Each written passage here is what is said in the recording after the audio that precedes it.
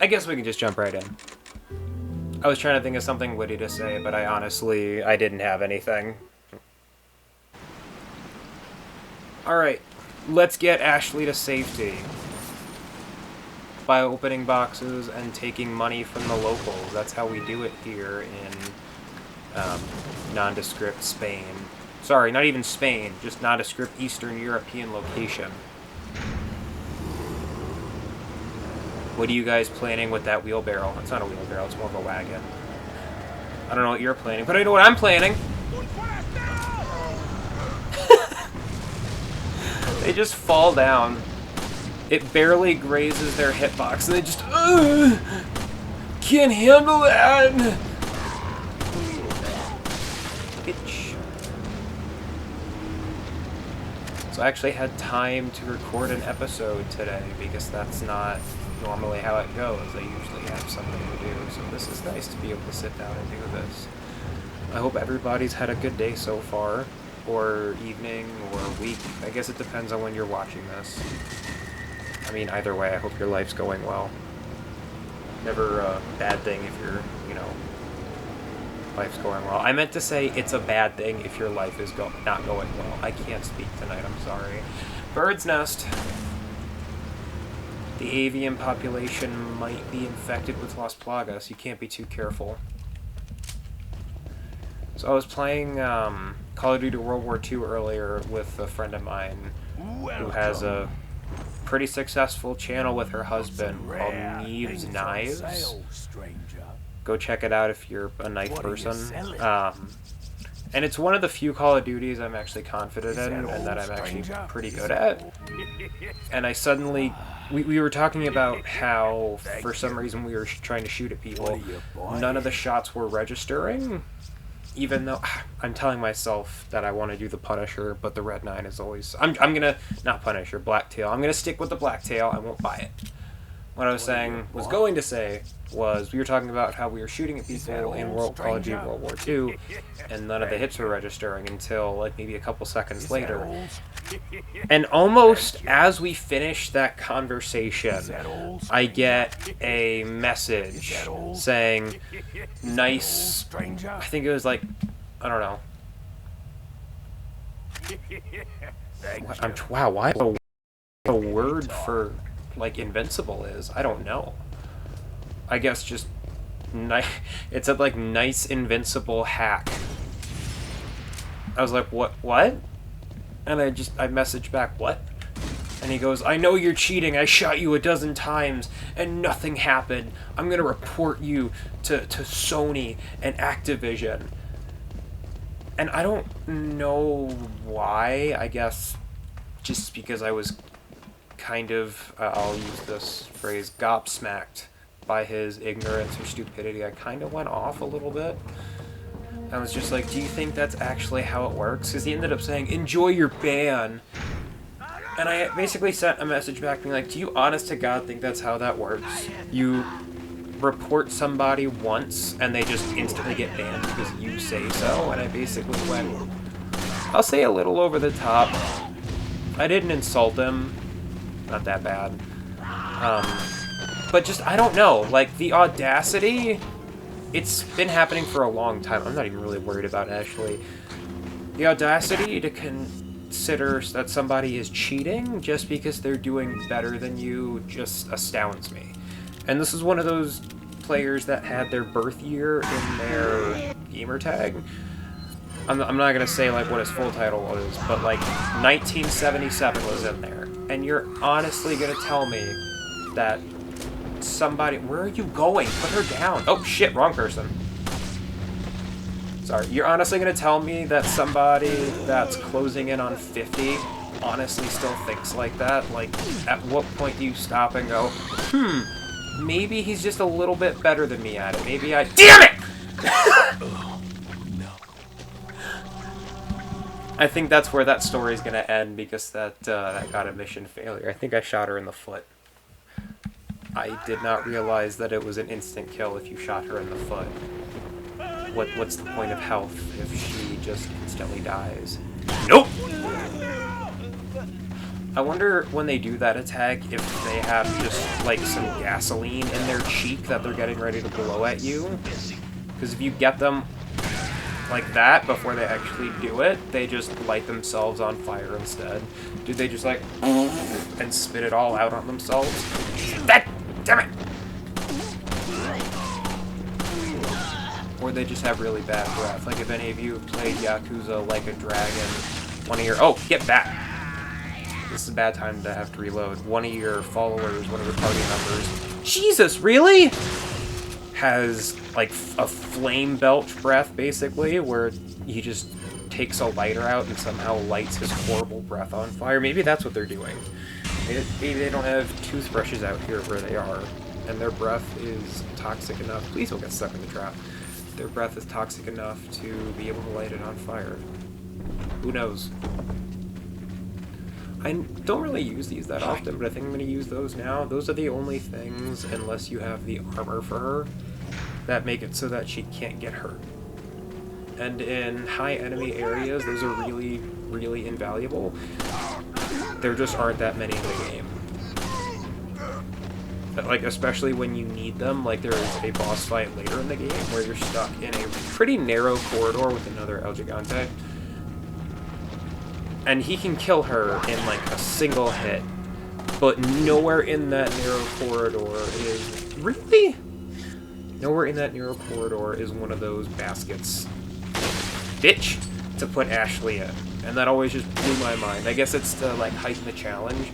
But there are times where if Ashley gets scared, she doesn't move. So if she gets scared and she doesn't move, and now Gigante is like charging at you, he'll just pick her up, throw her, and the game's over. I don't know. It always just grinded my gears. Ground my gears? Is that how you say that? Instead of grinded? Ground my gears? I don't know. I've only ever said the present tense. Rifle ammo. Yes, I know. You hear me? You see me? Yeah, bear traps. I, honest to God, thought that Leon was gonna, like, move forward a little bit, just get stuck in one of them. They don't do that much damage. Oh, actually, they do. But it's just more of a hindrance walking into one, especially when there are enemies around. Like, if I had walked into that before I had killed all those guys, that could have been a death sentence very, very easily. Hello, friend. Goodbye, friend. Thanks for coming over. Appreciated it. I had to ask my mom like 5 times to let you sleep over, so that was fun. I had a lot of sleepovers when I was a kid. It wasn't with like a bunch of different kids. It was mostly just with like I had a best friend. His name was Ryan, and it was him and his little brother Nathan. I would pretty much sleep over at their house, or they would sleep over at mine pretty much every weekend. And I always loved sleepovers. It's really stupid to think about it now as an adult. It's literally just kids going to another child's house to just pass out in the same general vicinity. But it was so, like, I don't want to say magical, but it was like you were breaking the rules, because during a sleepover there almost were no rules. You could stay up like as late as you wanted, as long as you didn't make that much noise, and the mom or dad didn't like come and say, hey guys, like shut the hell up, go to sleep. I had a lot of late nights where we would just be playing video games until 3, 4 in the morning. You just don't really get that anymore. We have sleepovers as adults now, but it's, you know, with our significant others that live with us. It's not nearly as exciting. You can still play video games till 3, 4, 5 in the morning, but then you have to go to work. And you're usually doing that by yourself. So you're just tired. It's not even a magical thing anymore. But I remember there was one sleepover when I was 7. It was with this kid I had met when I was in daycare. I was going to kindercare. His name was Tanner, and Tanner invites me over to spend the night at his house, and I'm like, sure, Tanner's a really cool kid, I loved him. Ended up moving away shortly after we started hanging out because, you know, his dad was in the military. But I opened it, Leon. his mom picks us both up from daycare. We go out to eat. I think it was like Red Lobster or Long John Silver's or something like that.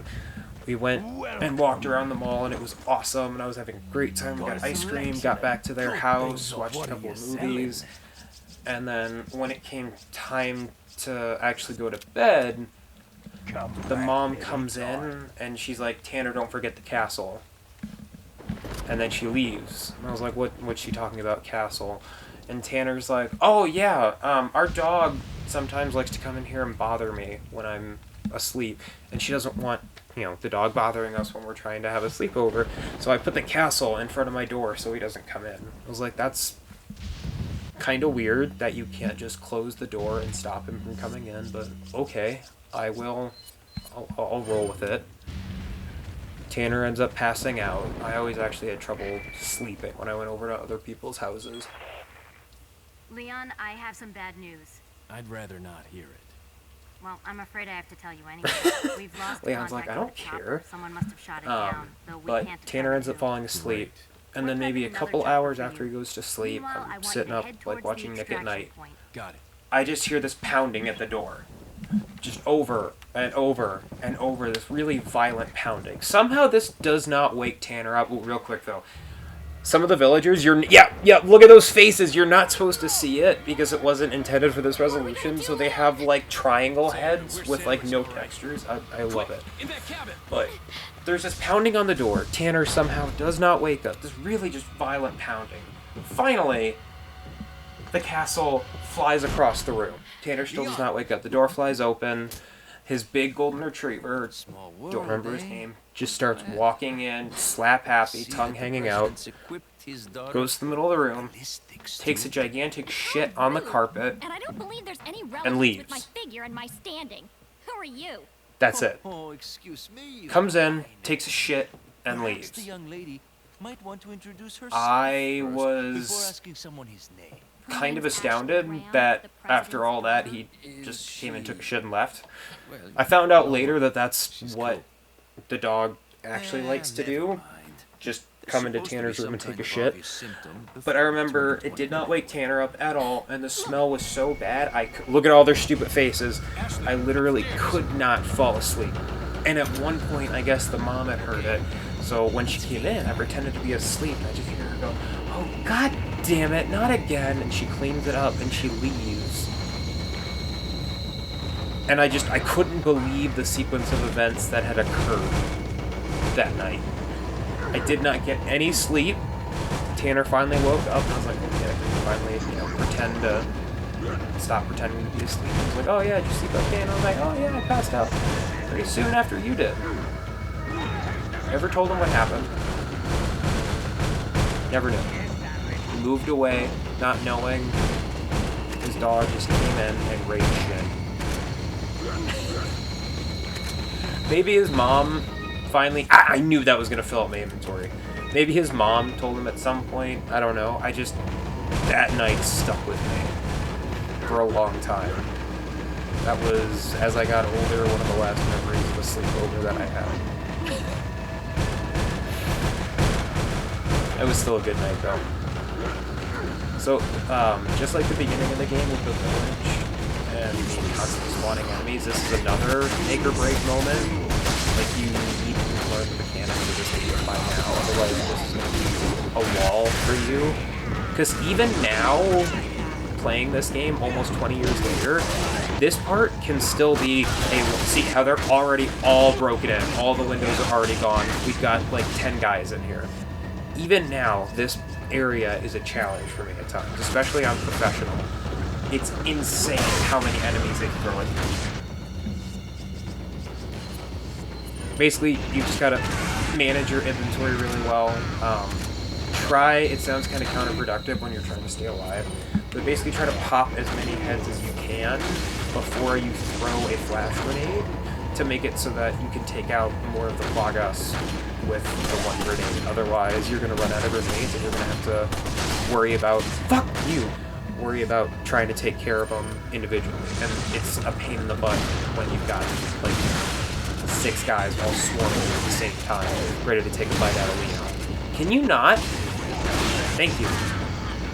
Sometimes Luis is really effective and he'll just blast their heads off instantly, but most of the time the burden is on you. He also throws you items, which is really handy. But now we're going upstairs because they realize that it's lost down here. This is actually one of the best moments because you can actually take out a bunch of them because you just keep coming. This part scared me so bad when I first played this game. So freaking bad. I actually had to have my, at the time, best friend Alex play this part for me because it scared me and it stressed me out so bad, and I just, oh no, I didn't mean to do that! I'm sure they're probably breaking in at the windows and they're getting behind me, but I want this ammo so bad. Thank you. Back up, back up, back up! Back up! Get ready! Get to monsters! I could hear him coming after my goodies. Knock the windows down, even though they put them back up like instantly. Okay, cool. They're coming up the stairs really slowly. Use these. I will. Thank you, Luis. I think the guy that voices him is actually a really famous voice actor. I do not know off the top of my head, excuse you, who he is. But I mean, I'm sure if you... God damn it! I'm sure if you take 10 seconds and Google it, you will find that he's voiced a lot of other characters you are familiar with. But I'm trying to still commentate while also not panicking. Like I said, this area, this little section still gets me sometimes. It's just... They put you through the ringer in this game. There aren't that many sections that are as intense as this cabin fight. And it's kind of insane. Oh, no, no, no!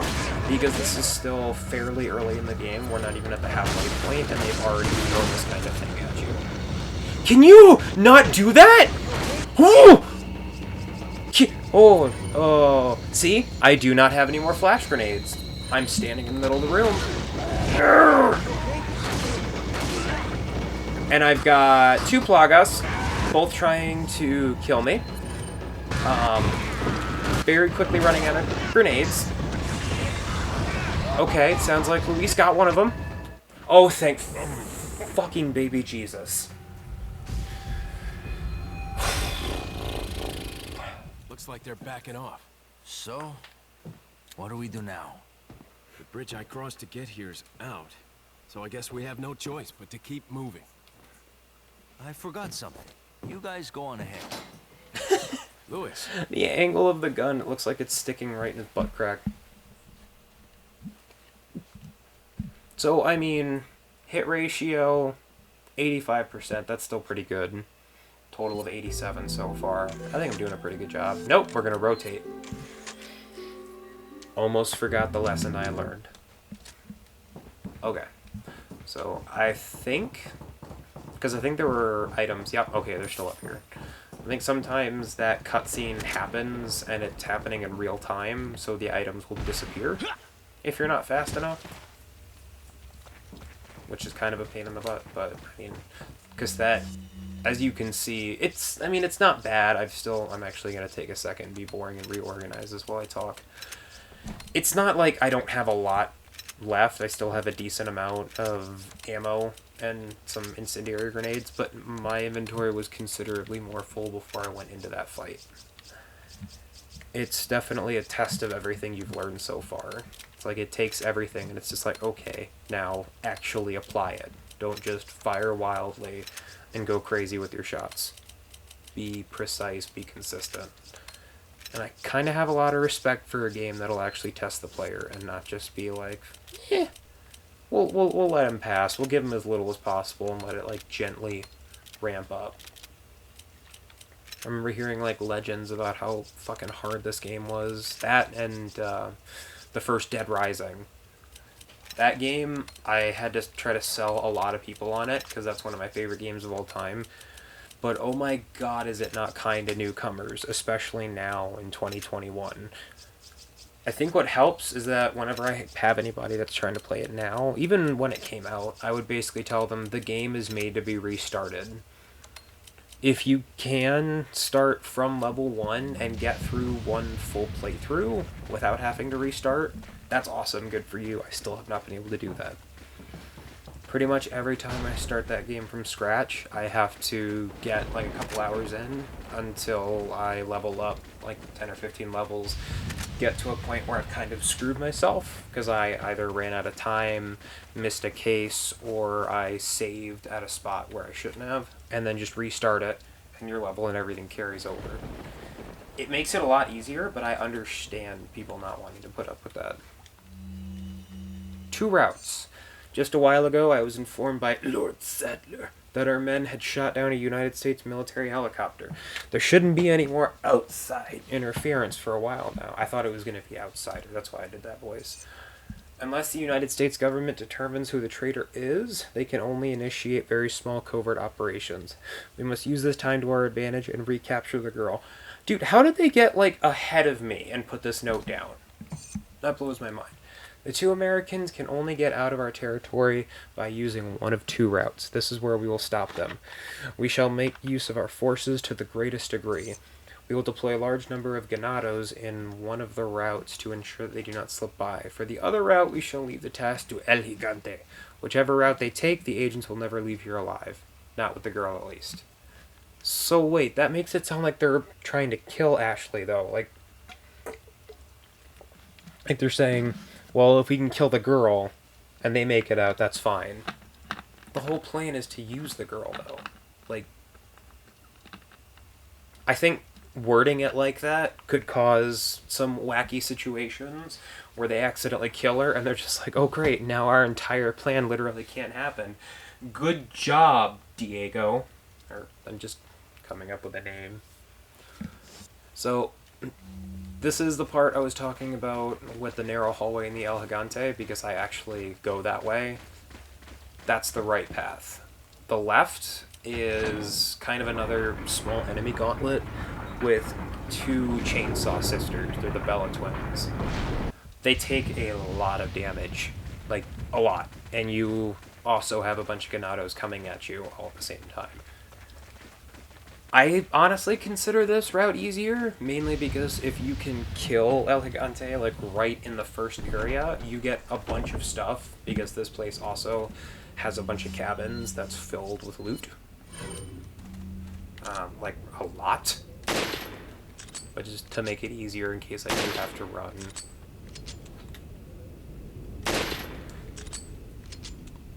I never did that when I first played this game, like the first few times.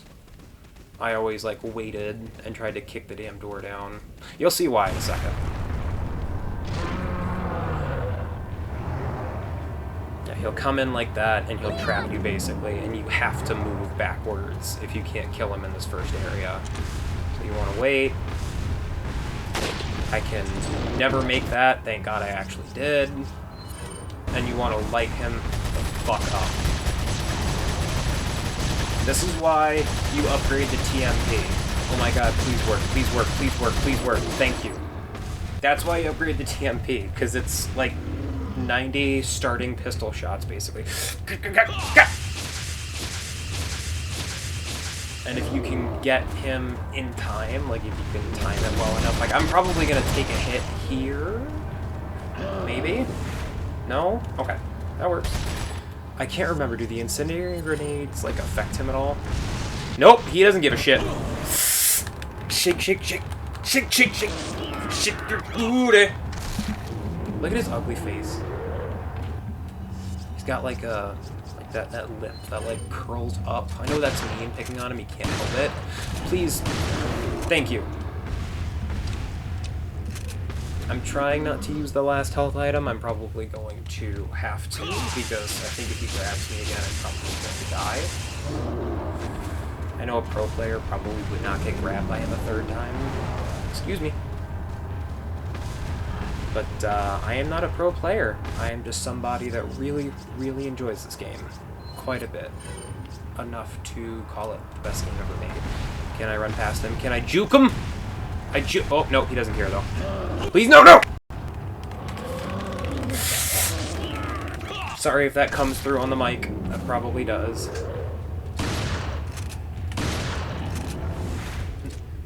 Good job, idiot! Oh, he actually got her that time. I got way too cocky there. And I'm out of shotgun ammo, apparently. Fantastic. Is this one that changes which button you have to hit? No. And unlike the other one, El Gigante can kill you when he falls down like this. And I think if you try to go up to him too soon, his like area around him will still do damage to you. But now that we've done that, and we took him out, and I'm horribly low on ammo for my more powerful weapons, we can continue on. But these are the cabins I was talking about. See, there's a bunch of stuff in all these. Maybe a smarter man would realize that it's a better idea to try to get him to run through here so you have more time and space to shoot him and not take those hits. But I'm not a smarter man. I'm me. And this is the same thing I've been doing since I was 11 years old. 12 years old, actually, is when I first played this. So I don't think I'm going to stop doing that anytime soon. Is it this bucket? And there's more boulders along the way, too, that you can hit him with, so that's probably also a good reason to run him through here.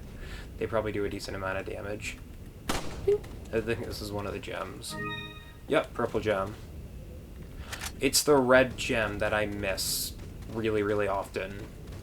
It's in an area later in the game that's, I almost said kind of a maze, but it is literally a maze.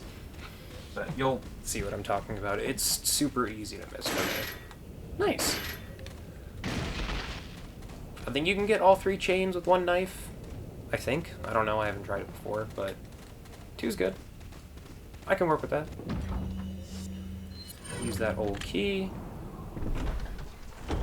Do the fade in. Let's reload that.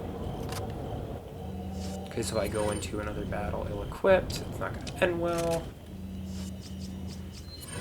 Get some reload porn going. There we go. Love that animation. I know I've said it 100 times by now. I'm so scared when I do that I'm accidentally going to hit Ashley with like my backswing. I'm going to hit her with a little like butt of the knife. What are you selling? Sell some spinels. Is that all strength? Thank you. We're actually coming up on the yellow cat's eye for the last thing in the beer stein.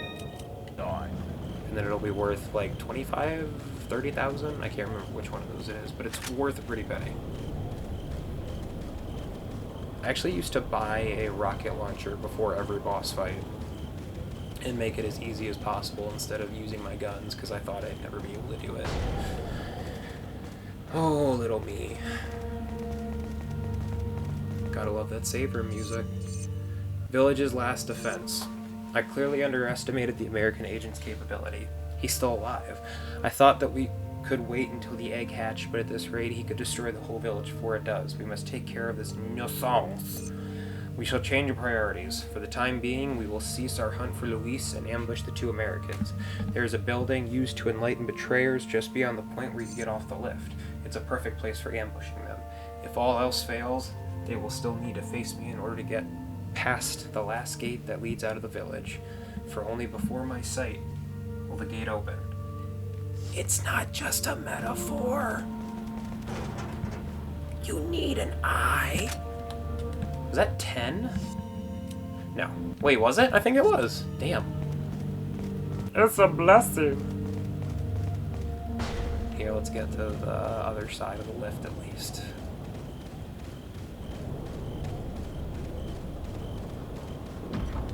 It won't open. I guess this is the only way out of the village. This light looks like it's some sort of retinal scanner. Get it? Because he said by my sight!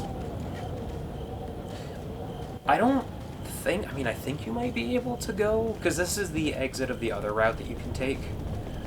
You might be able to go in? No, it won't open. Must be barred from the other side. Got it. Sometimes when I'm feeling ballsy, I will kill El Gigante and then go back through the other side and just to do that. It's not always necessary. You just get more money that way, and I think some more ammo because they drop a lot. I've actually never tried to shoot this guy from this angle. Holy crap. Can you do it? Maybe if you aim right, you can. Nice! What about this guy? Damn it! Stop swaying, Leon. Hold your breath. Thank you. I know Call of Duty 4...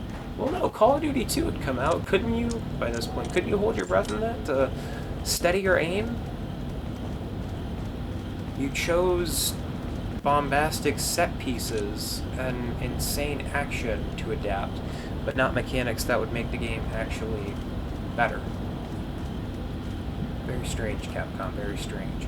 I also thought you needed to wait for the lift to match up with you before getting on. Years went by before I realized you could just hit it and go. Had no fucking clue whatsoever. I was embarrassed. I can't believe I actually got all three of them with one shot. I think you can see him if you look phase in, because it's empty, empty, empty. Boop! Are there any more guys? No, there's no more. Okay. Damn it! I think this is the last set of guys. Oh, what? Where? Where is he? What? I was even wrong about the last set of guys. Okay, this just in. I don't know this game like the back of my hand. I'm a fraud. End of playthrough. Right here. It's not actually going to be the end of the playthrough. I'm going to finish it, don't worry. Boop. I don't know why I made that noise to them getting off. I'm sorry. So, did the Ganados build this, or was this already here when they took the village over? Because they managed to build this, that's pretty sophisticated for people that were still using, like, sickles as weapons. It looks like these are the controls for the lift. Better not mess with them, because I need a ride back. That'd be a game. You get this far in, you accidentally break the lift, game over. That'd be a pretty cool game over screen, that'd be really fun. Like a lot of old point and clicks where you have the option to mess with stuff even if you can't.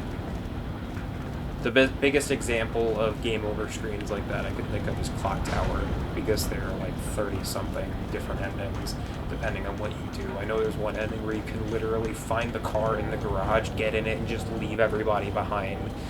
But then the Scissor Man pops up. Don't do that! Damn it! Ashley's dead.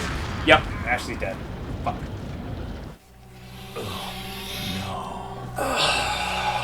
Okay. I'm a fraud. I'm a big old fraud. Where did this put me at? Oh, thank God, that is not that far back. I didn't remember this game having good checkpoints. I know it's my favorite game of all time, but I, honest to God, thought it was just typewriters and the end of level saves that you got. No actual checkpoints. I thought that, like, this breaker box was like a poster on the wall for a second. Sorry, Ashley. Well, it's cool that you can see the merchants, like, flame from all the way out here. That's surprising. Can you shoot them from up here? Like, look through the window? You cannot. Okay. That'd be really cool, though. This game's incredible. It wouldn't surprise me if you could do that. Let's see if I can not fuck this up again.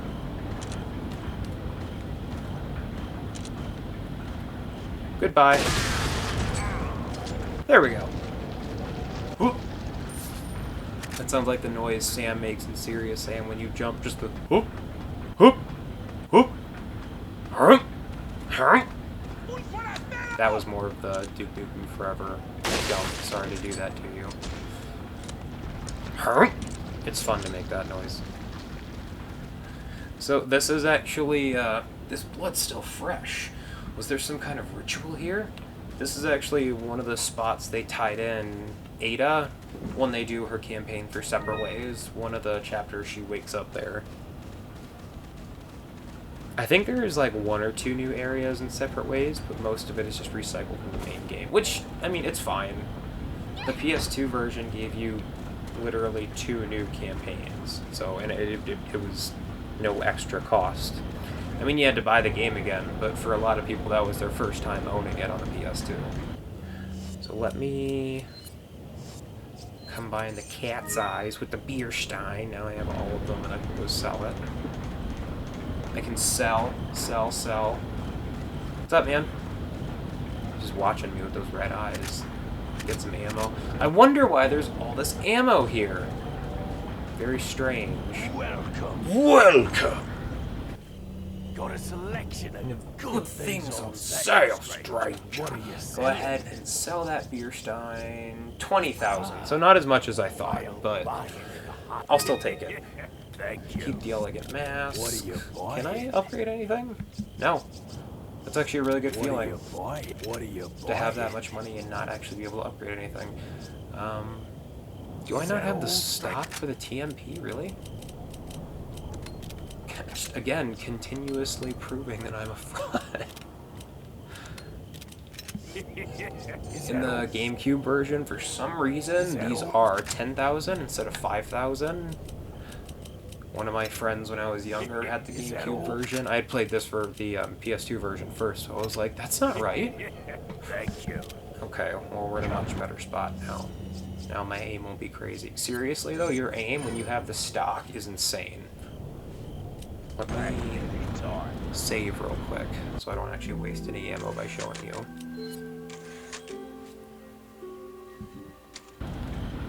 God, that save is fast. Okay. It's like, there's a little bit of sway, but it stays at the same spot for like the entire time you're shooting. It's amazing. But there's actually a boss through this door here. This episode's gone on kind of long, so I am going to cut it off there. I'm going to save the boss for the next episode because it's also kind of intense. But thank you, everybody that tuned in this evening. Well, whenever you're watching this, I'm recording this at 9 o'clock at night. If you enjoyed it, as always, like, subscribe, share it. I don't like plugging it like that, but I'm told that to build a fan base I should do that. I might stop after this episode, because you're already going to like it and subscribe if you enjoy the content, so it seems kind of stupid to push it in your face. But anyways, everybody have a good night. Everybody be good.